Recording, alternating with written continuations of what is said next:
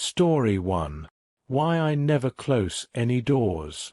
All the doors in my house have been removed from the hinges, not counting the entrance, because that one is safe. I carry a doorstop with me at all times. When people ask me why I can't be around closed doors, I tell them it's crippling fear from an unprocessed trauma.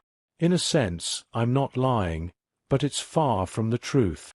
We carry so many heavy things on our conscience that it becomes a part of our persona.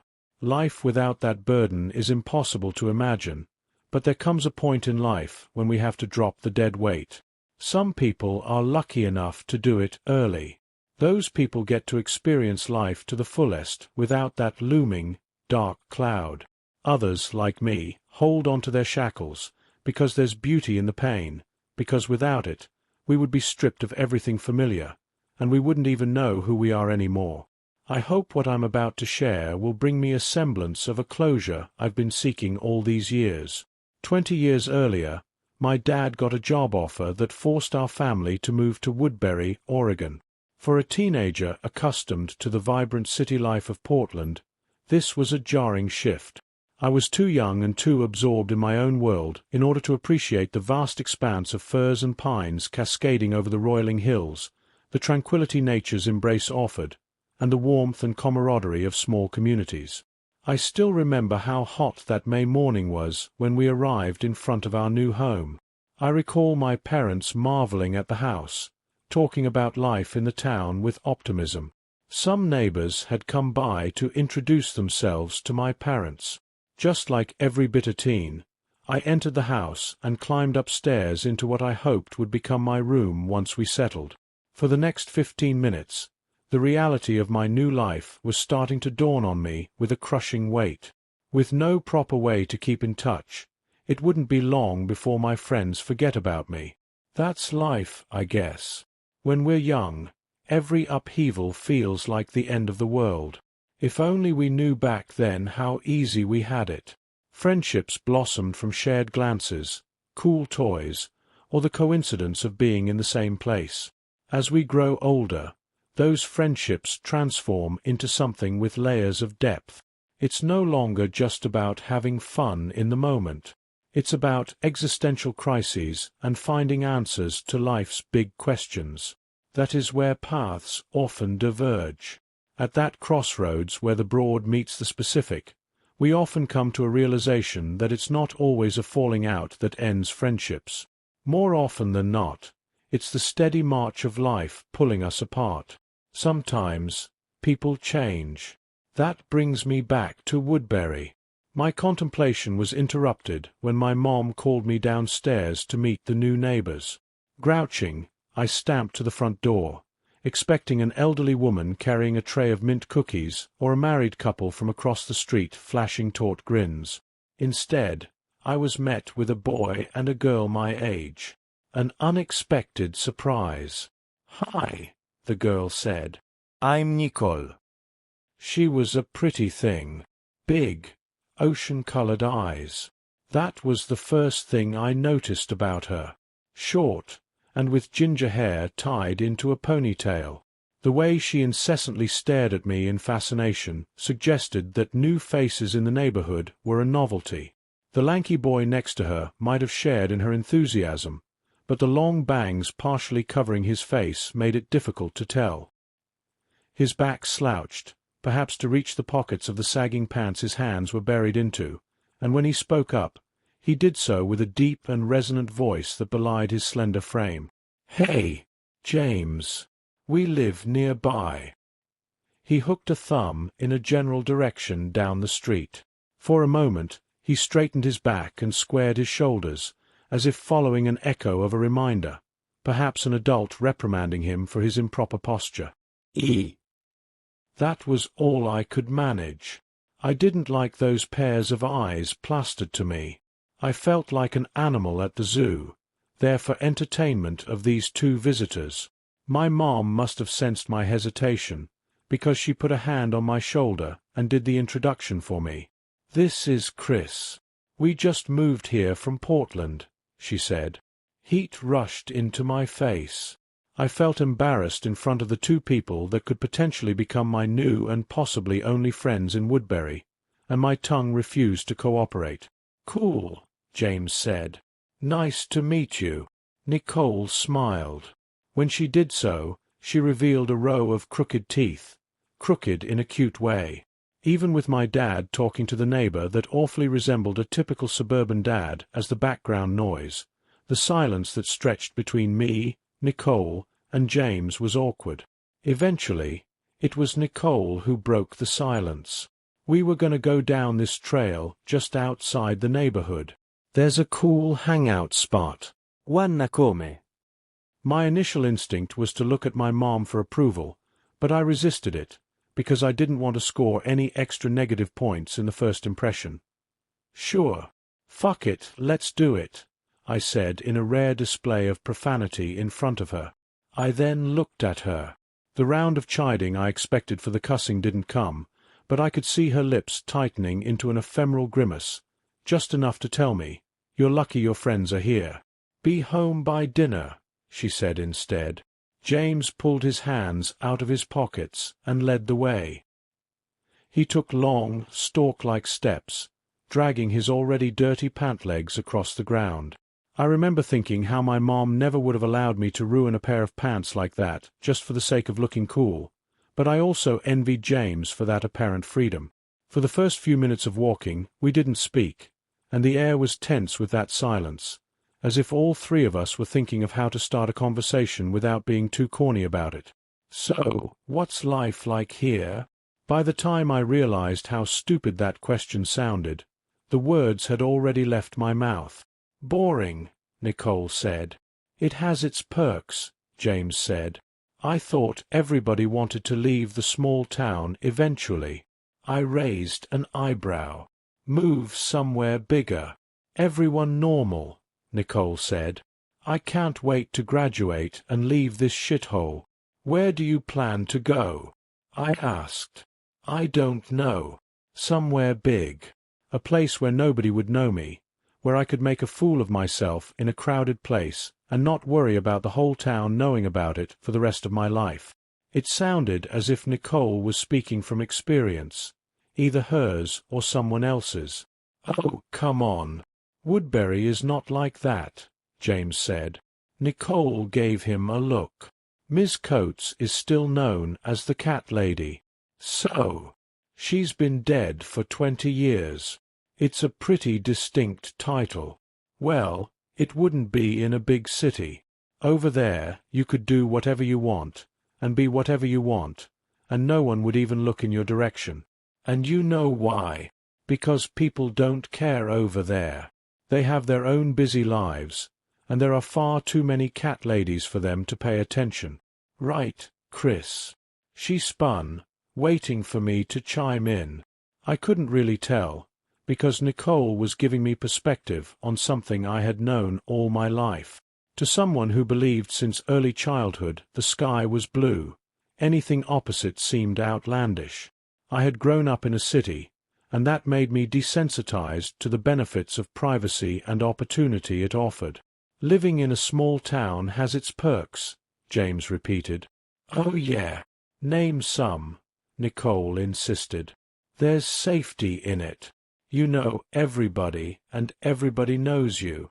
You know you can count on your neighbors. It's a real community, not a traffic-jammed rat maze packed with people who are dead inside slaving away from morning to dusk for their corporate overlords. Would you rather work at the local movie theater for the rest of your life?" Nicole asked.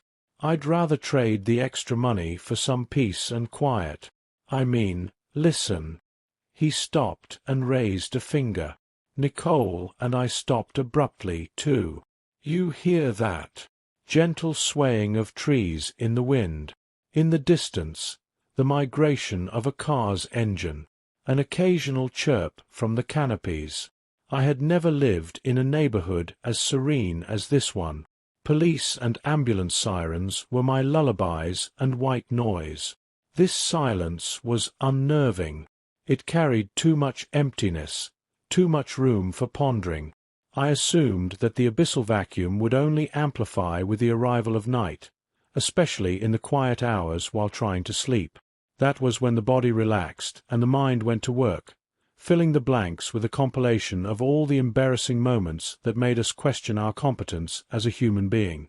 It's too quiet. How do people even fall asleep when it's like this? I asked. You'll get used to it after a while, James said. If it meant I would be lulled into this monotony of a life, then I didn't want to get used to it.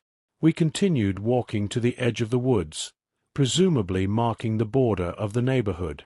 I looked back toward my new house.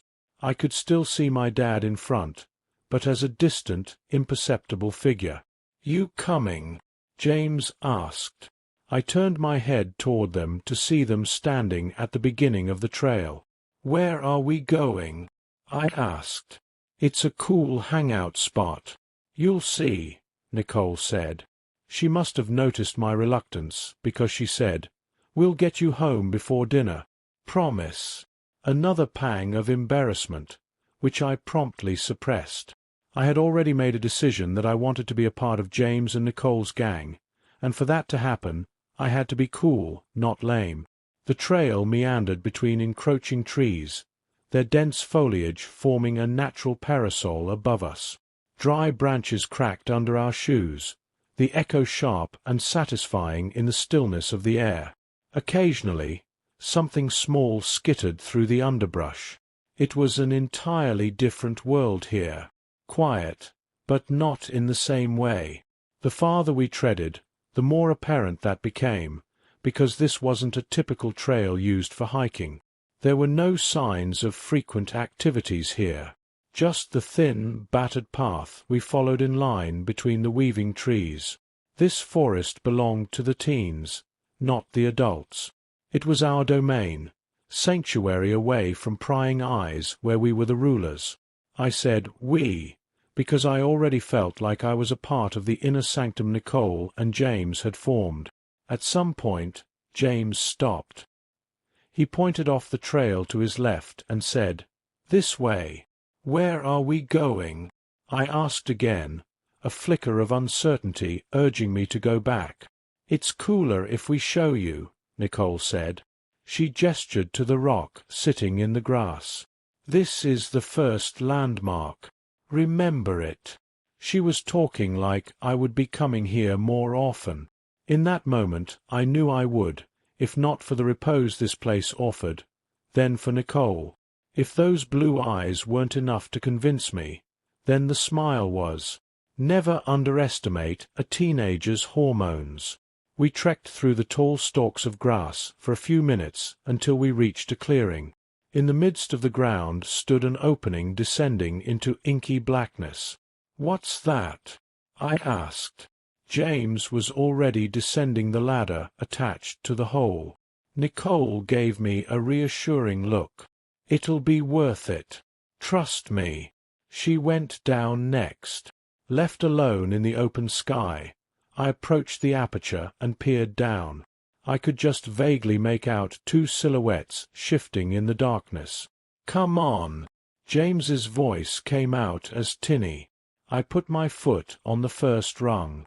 The ladder squealed in protest.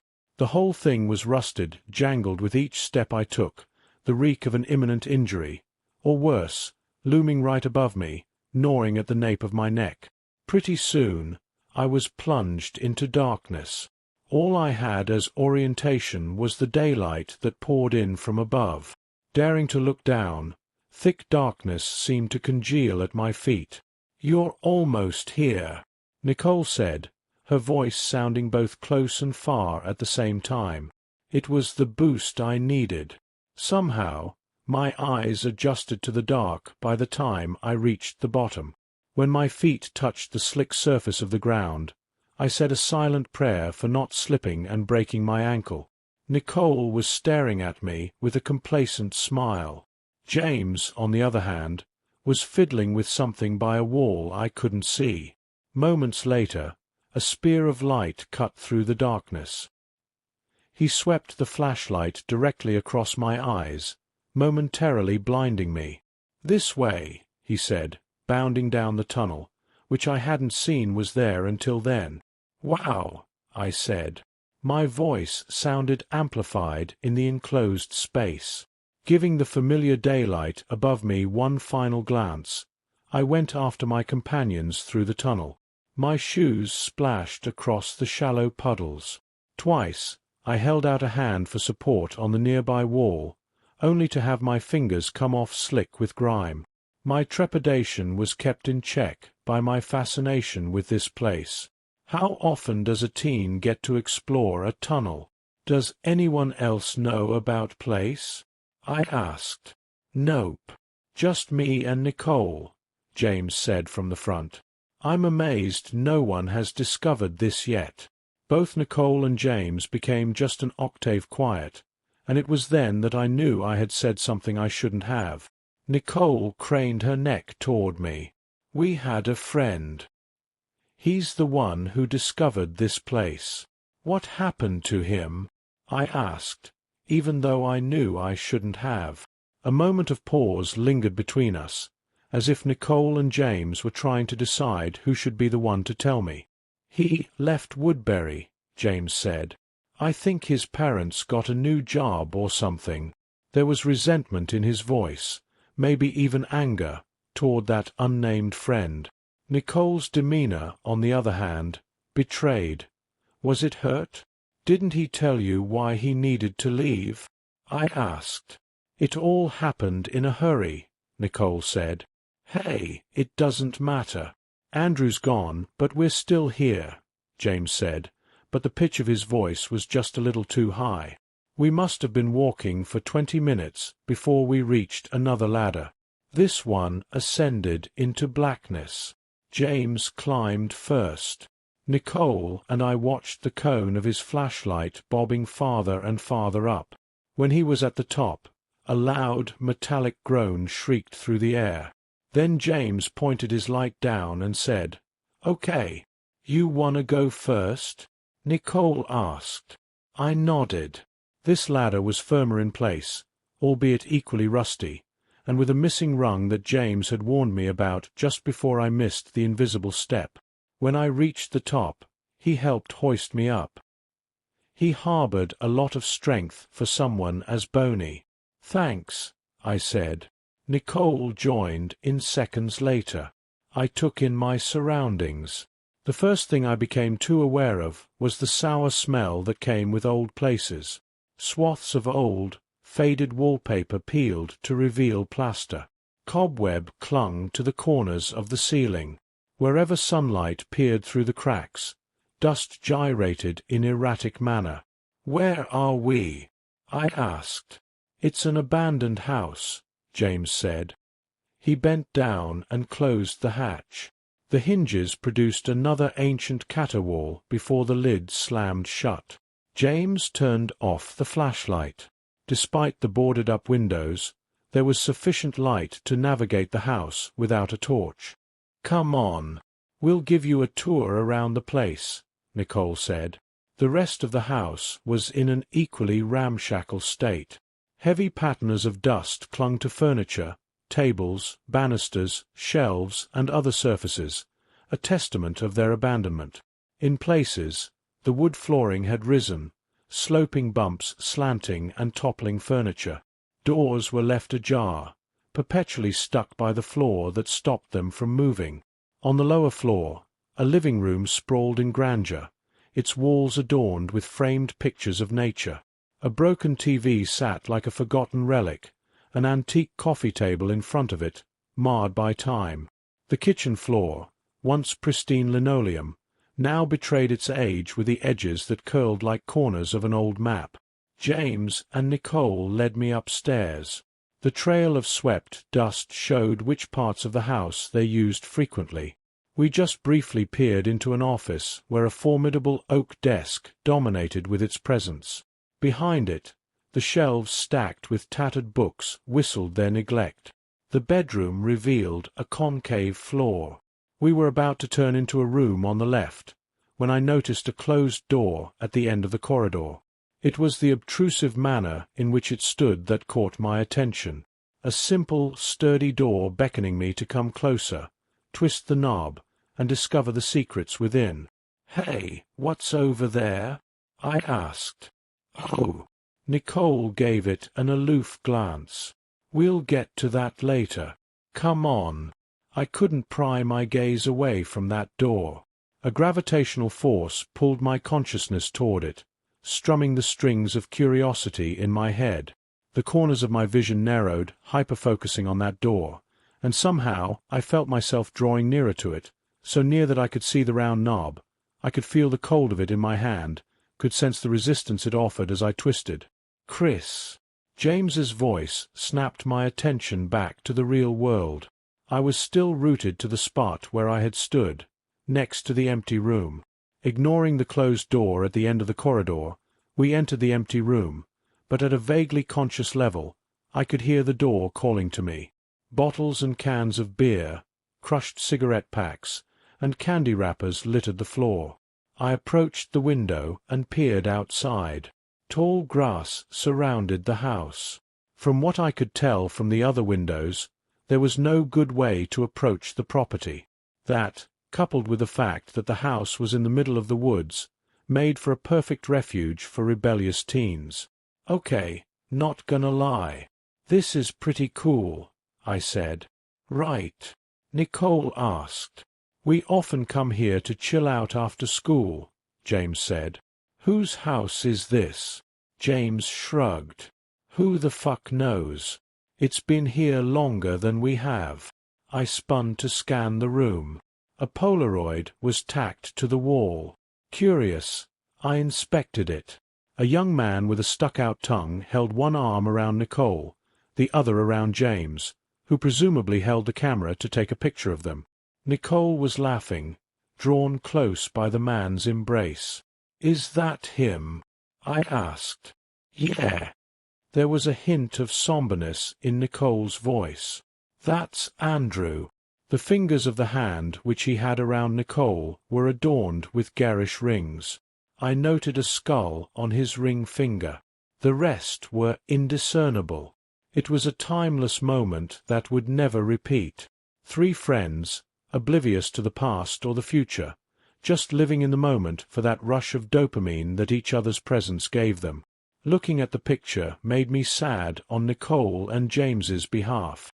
There were still too many unspoken things about Andrew, things they weren't ready to share.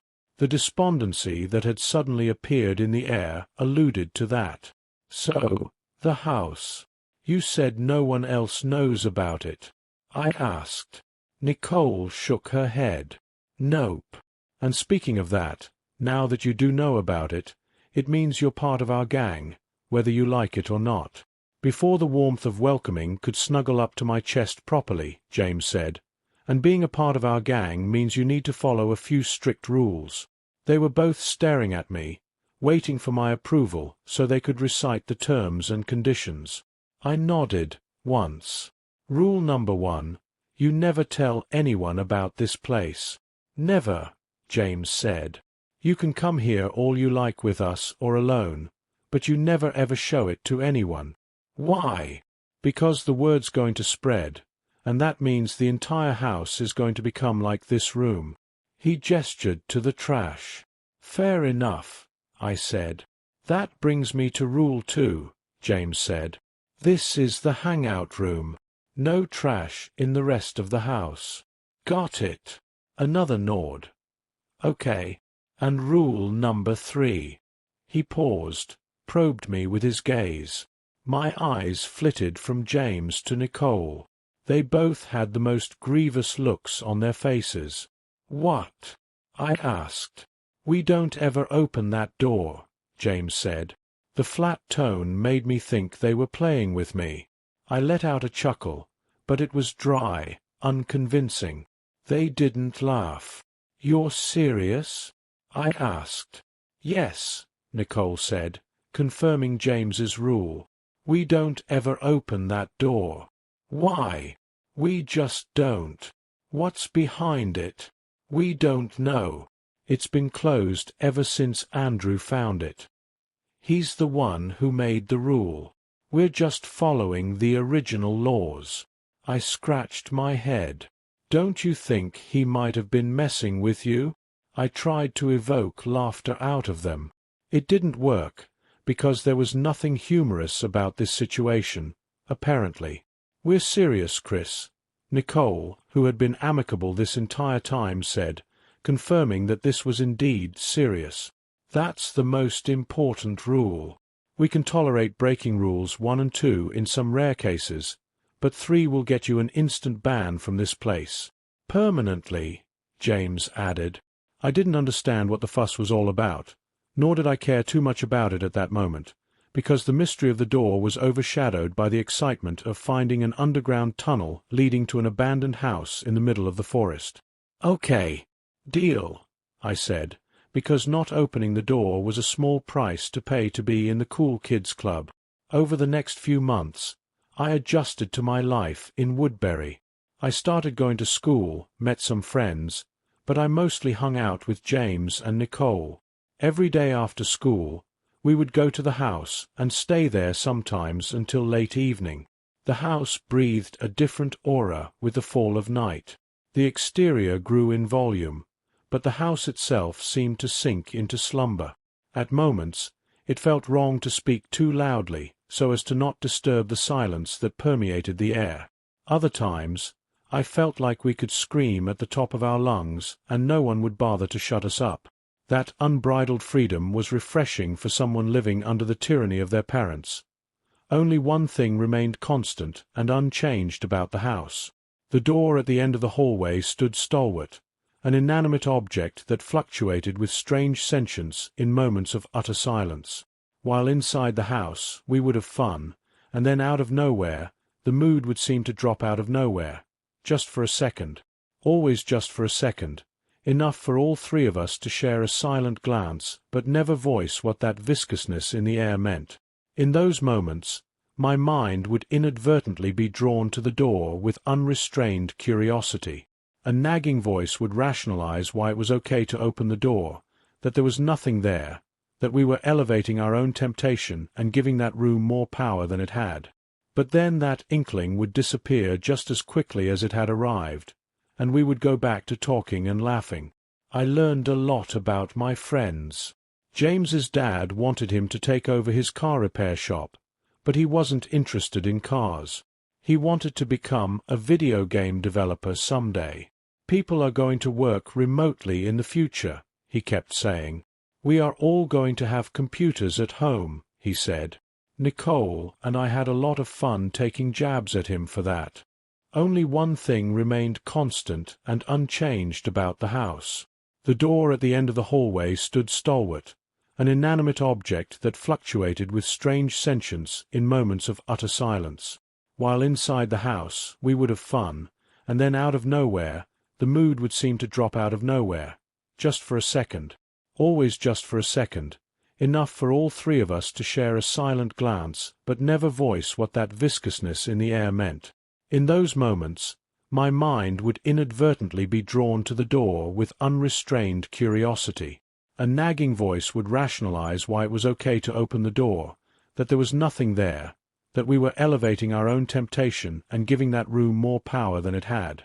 But then that inkling would disappear just as quickly as it had arrived, and we would go back to talking and laughing. I learned a lot about my friends. James's dad wanted him to take over his car repair shop, but he wasn't interested in cars. He wanted to become a video game developer someday. "People are going to work remotely in the future," he kept saying. "We are all going to have computers at home," he said. Nicole and I had a lot of fun taking jabs at him for that. I wanted to scoot up to her, embrace her in a tight hug, stroke her back, tell her everything was going to be okay. But I couldn't know that, could I? As I stood there weighing whether to make the bold move of comforting her, she hopped to her feet. "I'm gonna use the bathroom. Be right back." The moment had passed. I could be wrong, but I thought I detected a glint in her eyes. Before I could take a better look, she bolted out of the room with stampeding footsteps. James and I sat in silence. Then I excused myself to go to the bathroom, too. I still can't remember to this day whether I had intended on going after Nicole or using the bathroom. I like to think it was the former. It's easier to deal with my cowardice that way. As I exited into the corridor, I felt that familiar burning shame that had enveloped me on the first day when I met Nicole and James. Something screamed at me to go after her, to get close to her like I wanted to, and perhaps if I had, everything in my life would have gone differently. But that voice was quickly drowned out by something that bubbled from the lowest depths of my consciousness to a boiling point, and my gaze was inexplicably drawn to the door at the end of the hallway. I tried to look away, but it was a futile fight against the river currents. Maybe it was the alcohol that had sapped my willpower. Maybe I was just fed up with the curiosity. All I knew was my feet were moving on their own toward the door. Each step I took felt like sinking deeper and deeper into muck I would not be able to get out of. This was the closest I had been to the door, and the farthest to safety. I somehow knew that on an unconscious level, but my body was doing nothing to stop it. Then I was in front of the door, staring down at the brass knob, my hand languidly hovering in front of it. Then my fingers closed around it. Something inside of me screamed, but once again I was powerless to stop it. And then, with a motion that felt like it lasted for an eternity, I twisted the knob, and twisted, and twisted. Behind me, I heard a scream, an effeminate no, or don't, I couldn't tell. By then, the door was swinging inward. A squeak that had not been heard in perhaps decades revealed darkness beyond the threshold. A patter of footsteps ran up to me. Before I knew what was going on, firm hands clutched my shoulders, shaking me violently. I vaguely registered James yelling so loudly that spittle flew in my face. But I didn't hear anything he said. I couldn't pry my eyes away from the dark room, because something in there had caught my attention. An effervescent sound that caused James to shut up. A shuffle. A moan. A moan. It was a sewage-like sound, something that would come from someone with a tube stuck down their throat. The solitary noise was joined by an orchestra of similar sounds, swelling from the darkness to a crescendo. I must have backpedaled from the door, because I suddenly realized I was standing farther away from it than James. I stared with an unblinking gaze at that roiling darkness, waiting for the source of the noise to come into light. And then it did. From the murky abyss, a hand emerged, masculine, with thick fingers and a forearm cloaked in coarse hair. It gripped the edge of the door frame, fingers straining until the tips turned white. Then another hand, this one near the bottom, and then— my mind struggled to comprehend the abject horror unfolding in front of me. A taut wall of skin filled the door frame, pressed against it, occupying the entire length. Countless eyes darted in every direction, never settling, ravenously exploring the space beyond their confinement.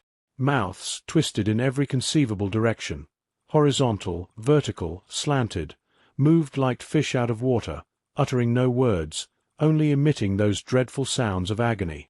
Hands groped the air, fingers constricting and extending too stiffly, like joints that hadn't been used in a long time. The fleshy abomination couldn't fit through the door, but it was persisting nonetheless. The hands pulled its colossal form in vain. The entire time, James was standing there, staring in awe. The panic that had been inflating my chest finally unspooled, and I let out a cry at the top of my lungs. James! By then, it was already too late. A hand that had been seemingly flailing in the air without a purpose gripped James by the wrist. His eyes grew wide just in time when fingers groped him, tugging at his hair, his shirt, ankles. He didn't scream, even when the hands reeled him onto the flesh wall. His shoulders twitched with a futile effort to break free of their vice-like grip, but it was no use. His mouth opened, the muscles in his neck strained with a scream that was drowned out by the moans that now filled the entirety of the corridor. In a last desperate attempt, James's eyes locked with mine, a silent plea to help, please God help. But even as I contemplated between the act of heroism and flight, That abhorrent thing was spilling out, shaping itself around the doorframe and the wall.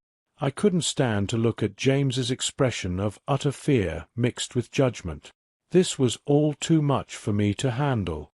I spun on my heel and jackknifed into a dash. I bounded down the stairs, skipping 2 at a time, almost tripping along the way. At the bottom, I bumped into Nicole hard. "What gives?" she asked. "We gotta go." I think I managed to say that, or at least I tried to. More likely than not, the words that left my mouth were a garbled string of caveman sounds. She narrowed her eyes at me, then looked upstairs. "Where's James?" I could see the intention in her eyes. Before she took a step up, I grabbed her by the wrist. "No, no, no, don't. Don't go there. We have to." A moan erupted at the top of the stairs. Too close. Too fast. Nicole looked at me with a quizzical expression, then up. She jerked her hand free and ran upstairs, screaming James's name. She stopped a few steps short of reaching the upper floor. The fight drained from her. From here, I could see the shape of that thing, bloating with each pulse, devouring the space of the house. I would never know what went through Nicole's mind as she stared at those hands inching closer to her. Disbelief. Horror. By the time she broke out of her stupor, the thing was close. Far too close. Nicole screamed, spun around, but she didn't make it more than a step forward before face-planting the stairs. A hand latched onto her ankle, another on her calf. For a moment she was dazed, but when she realized what was going on, she let out a shrill cry. It didn't matter that she clawed at the steps. It didn't matter that she cried and screamed please over and over as the flesh embraced her in a motherly hug. It didn't matter that she looked at me with the same pleading eyes as James. In the end, I was a coward. I ran. I ran into the room with the hatch.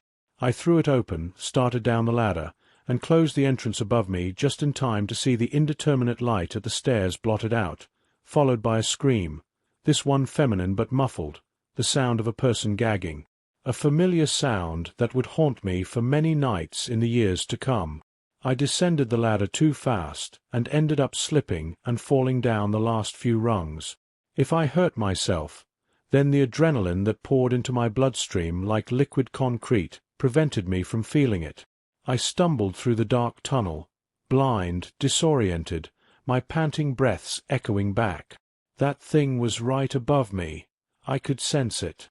I couldn't see it, but it could see me. Even through the walls, I could sense those numerous eyes boring into me, following me voraciously. I didn't stop when I reached the other side of the tunnel.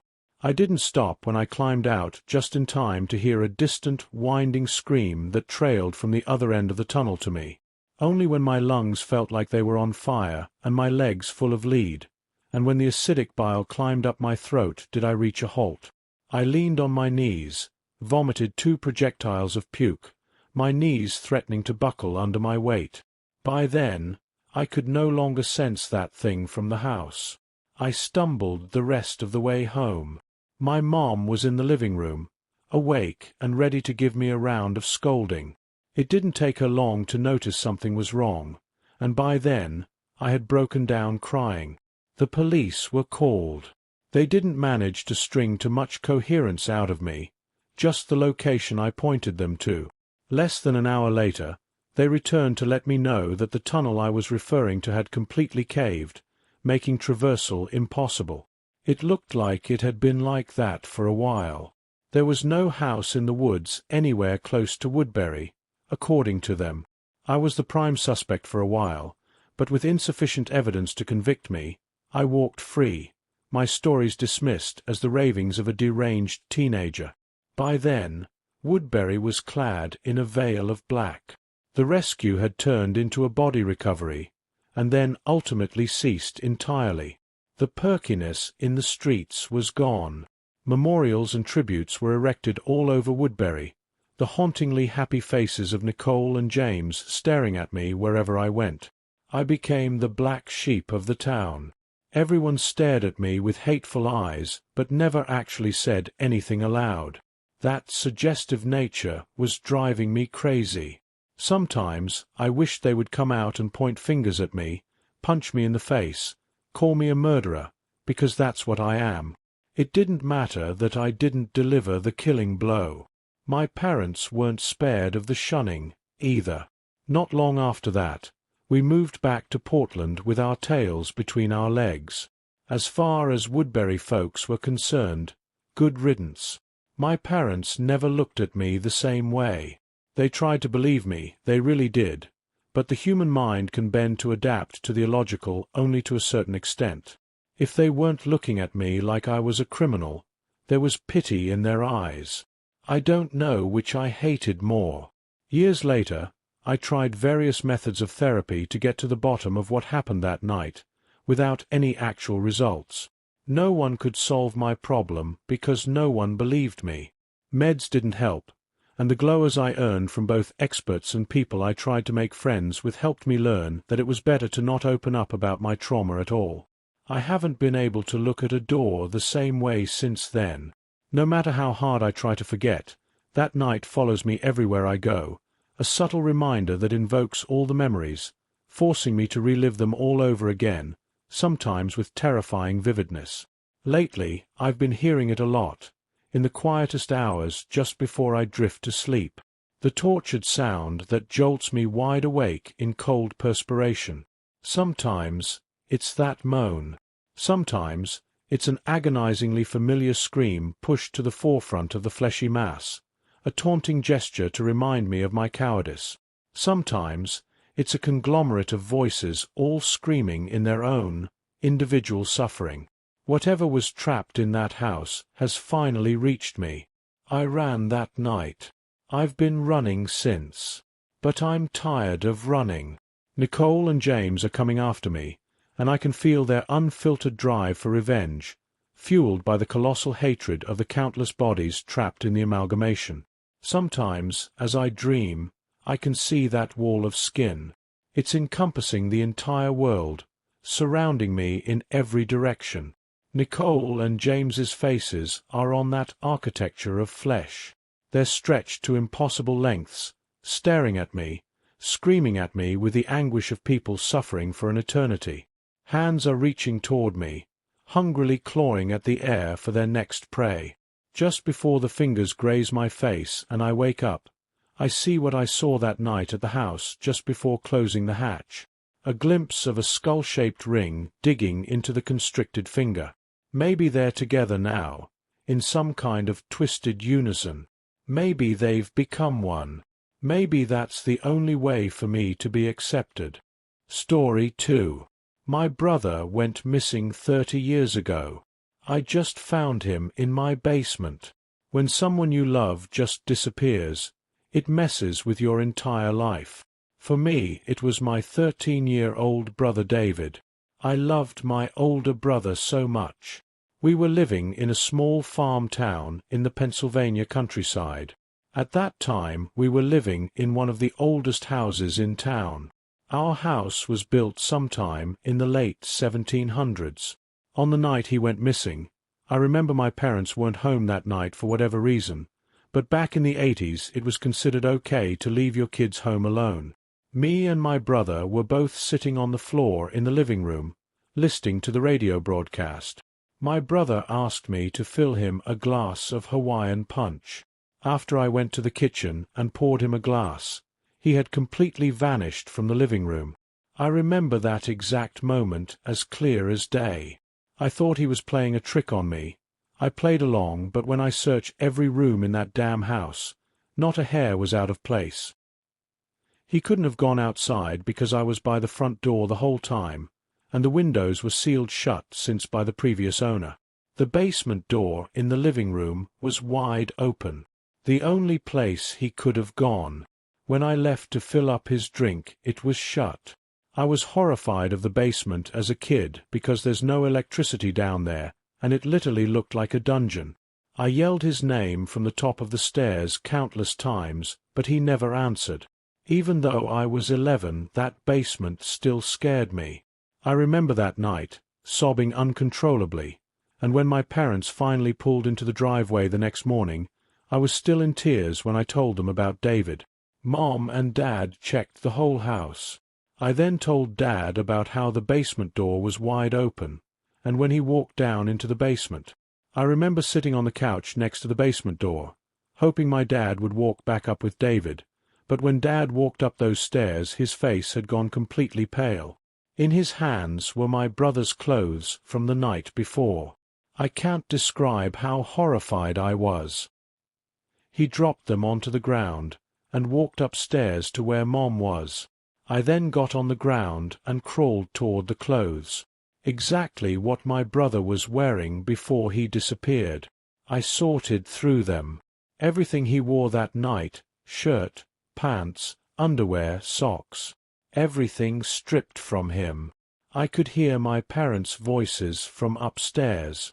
My mother then came sprinting down the stairs and got on the phone with the police. My dad ran outside and into the field. When the police finally arrived, the entire police team thought he must have gone outside and got lost in the nearby forest, but I knew for a fact he was in that house.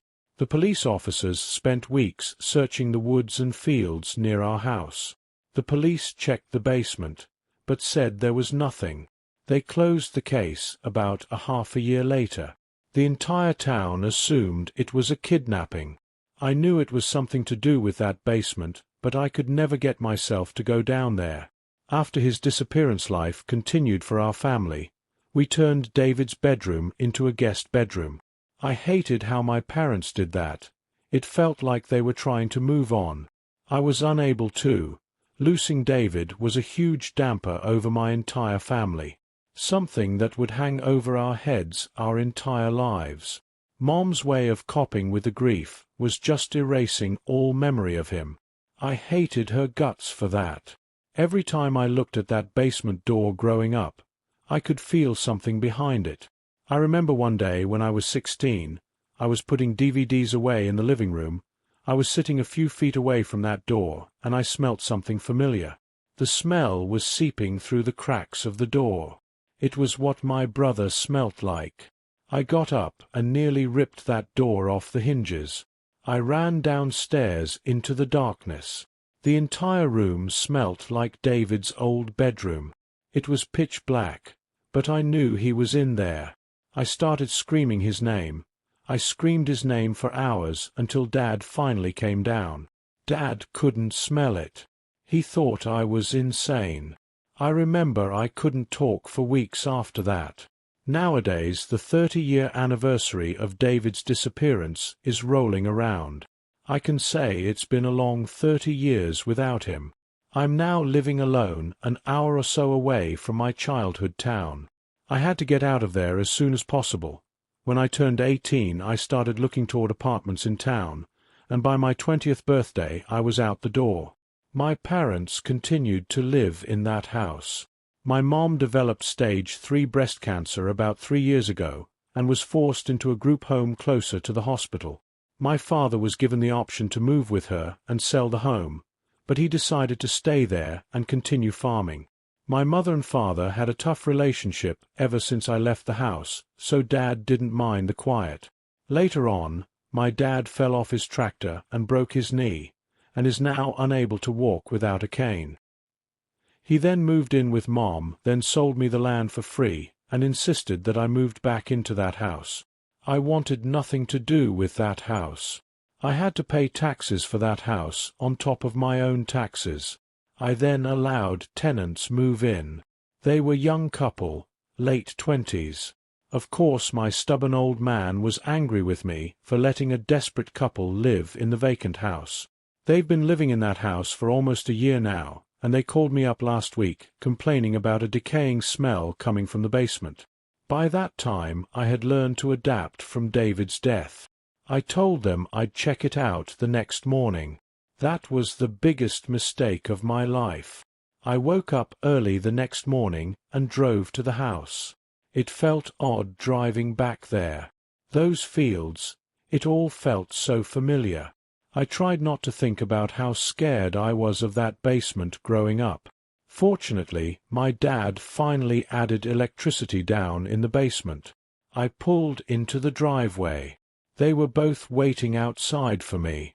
They said it smelt like something was rotting down there.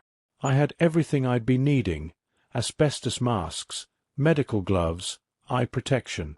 I worked as an air duct cleaner a few years ago, so I have some background knowledge. I walked into the house and headed for the basement door. I never seen what it actually looked like down there until now. I opened the door and could immediately smell it. Something was rotting in there. I turned on the light switch. Ahead of me was an empty room. It was small, looked to be about 15 by 10 feet big. This basement had been haunting me for all these years. Seeing it with the lights on felt off. The walls were stone, except for one. One of the walls stood out. It was wood instead of stone.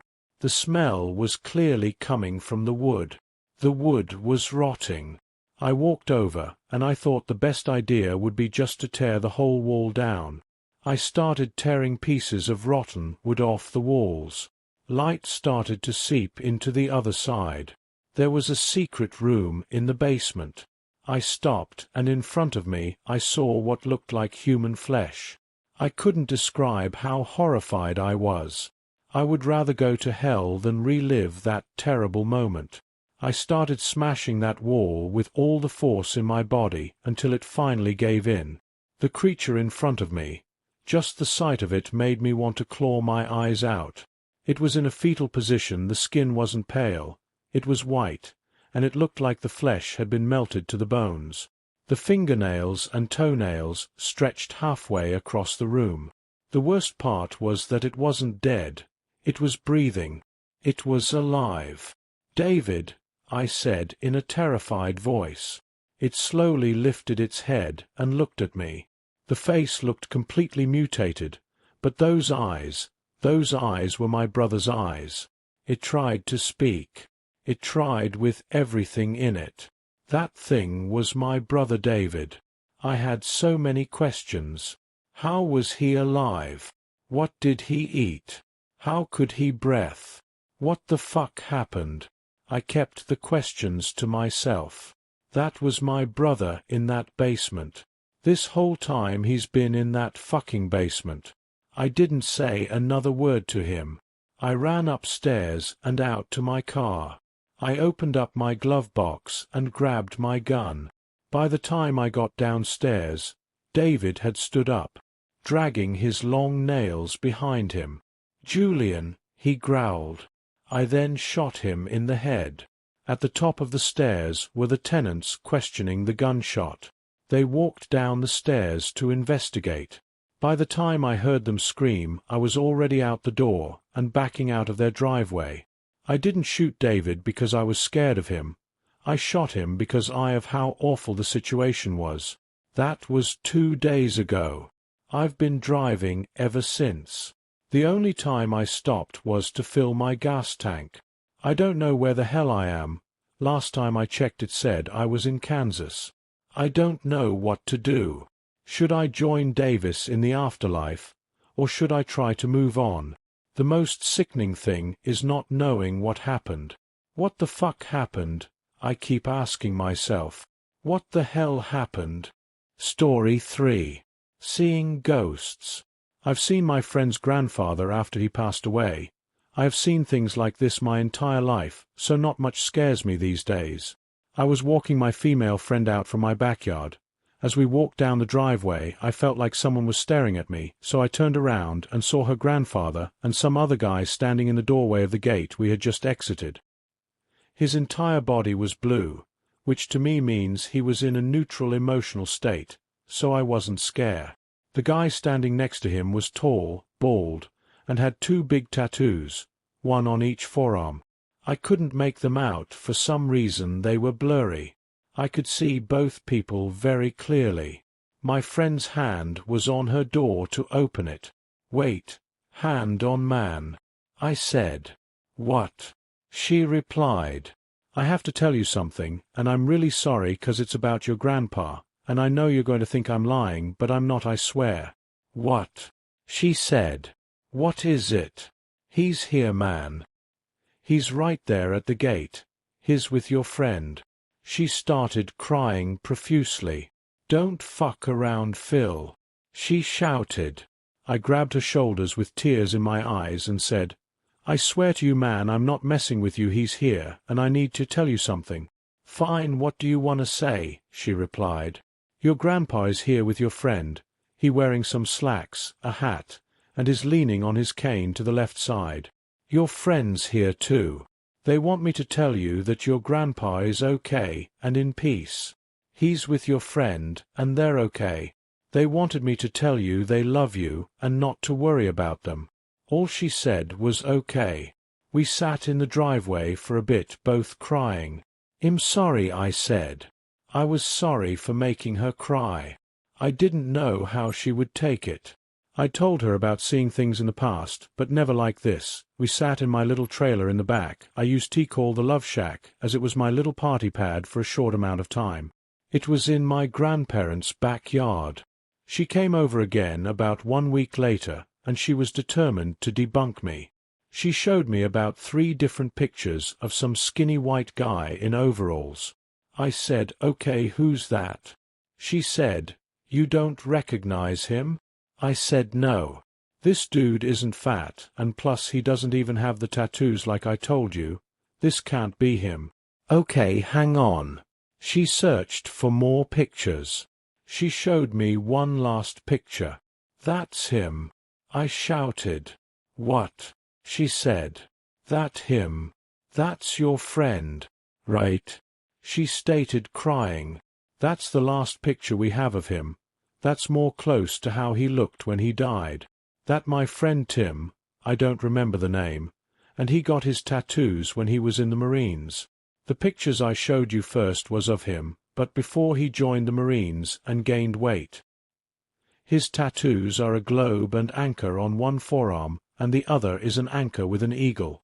I couldn't make out the tattoos, but I knew they were Dig and the exact placement." She hugged me and said thank you. "That's my story."